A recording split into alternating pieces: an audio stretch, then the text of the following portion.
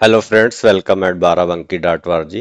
Python for data science की series में आज स्टूडेंट्स का क्यूए सेशन है। तो कुछ क्वेश्चंस उन्होंने पुट अप किए हैं।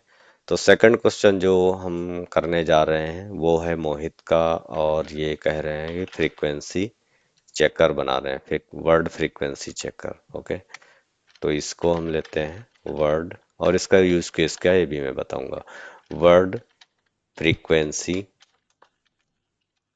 Checker, right.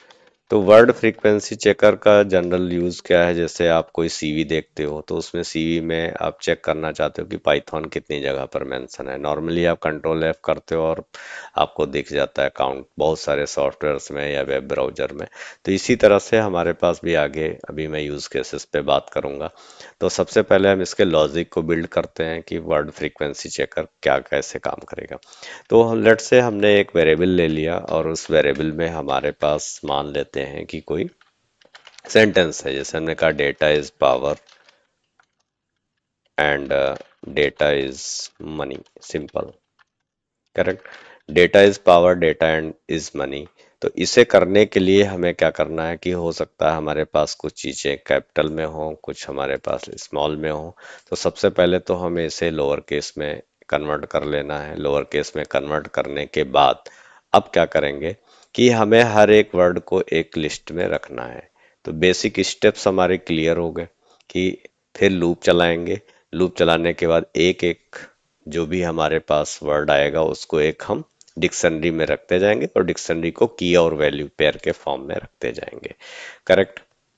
तो यहाँ पर जो हमारे पास सेंटेंस था, data is power and data is money. अब हम यहाँ पे नया ले लेते हैं। जैसे हमने कह दिया, इसका नाम रख लिया वर्ड्स एक वेरिएबल, और हमने दे दिया txt डॉट, करेक्ट। और txt डॉट जैसे हम यहाँ करेंगे तो हमारे पास लोअर मेथड का यूज कर लेंगे और फिर हम इसको क्या कर देंगे, स्प्लिट कर लेंगे।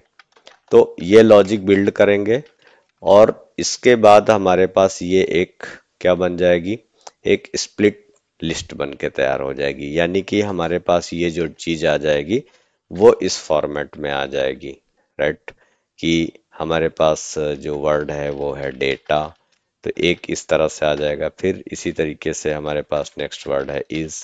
तो इस तरह से हम यहाँ पे इसको स्प्लिट कर चुके होंगे लोअर केस में कन्वर्ट करने के बाद।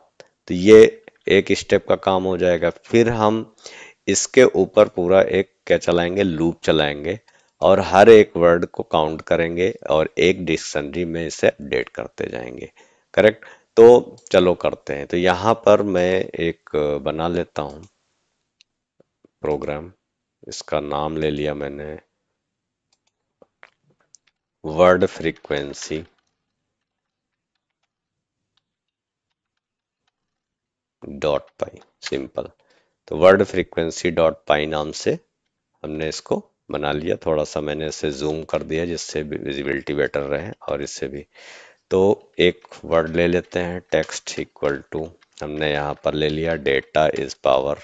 तो इसे मैं जानबूझकर कैपिटल ले रहा हूँ, data is power and data is money. ये हमने एक सेंटेंस ले लिया, दैट्स इट। हम और भी लेकर देख लेंगे। अब करने के बाद हमने यहाँ पर एक और वेरिएबल डिक्लेयर कर लिया और इस वेरिएबल में हमने क्या किया कि पहले तो इसे तुम लोअर केस में कन्वर्ट कर दो।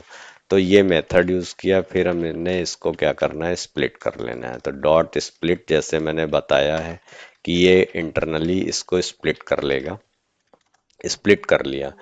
अब जब ये स्प्लिट हो जाएगी, जब ये हमारा स्प्लिट हो जाएगा तो हम एक यहाँ पे सिंपल डिक्शनरी ले लेंगे। तो डिक्शनरी का नाम हम कोई भी रख सकते हैं और अभी हम इसको ब्लैंक रखेंगे। तो एक डिक्शनरी यहाँ पर हम ले लेते हैं। तो डिक्शनरी का नाम dt रख लिया और इसे हम ब्लैंक रख लेते हैं। फिर एक अब फॉर लूप चलाएंगे, क्योंकि जो भी हमारे पास स्प्लिट वर्ड होंगे, करेक्ट, दैट मीन्स ये वाले, तो इसमें से एक एक को बाहर निकालना है। तो उसके लिए हमें क्या करना पड़ेगा, लूप ही चलाना पड़ेगा। तो अब हमने चला दिया for w in words.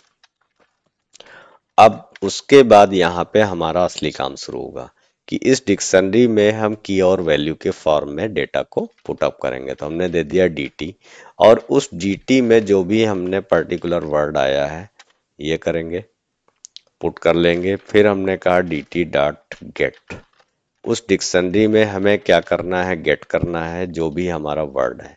w को गेट करना है, अगर वैल्यू मिलती है ठीक है, जो भी काउंट है, नहीं तो जीरो रख दिया और उसमें +1 दे दिया। तो +1 देने के बाद क्या होगा कि अगर वैल्यू नहीं है, फर्स्ट टाइम है, जीरो है, तो उसमें ये वन टाइम ही मिलेगा, तो वन ऐड ऑन कर देगा।